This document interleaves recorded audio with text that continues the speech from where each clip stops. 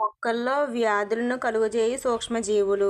మొక్కల్లో వచ్చే వ్యాధులు కలుగజేయు సూక్ష్మజీవులు. వ్యాధి వ్యాపించే విధానము. Citrus canker Xanthomonas citri. వ్యాధిని కలుగజేయు సూక్ష్మజీవి జాంతోమోనాస్ సిట్రి. Citrus కాంకర్ను కలుగజేయు సూక్ష్మజీవి bacteria.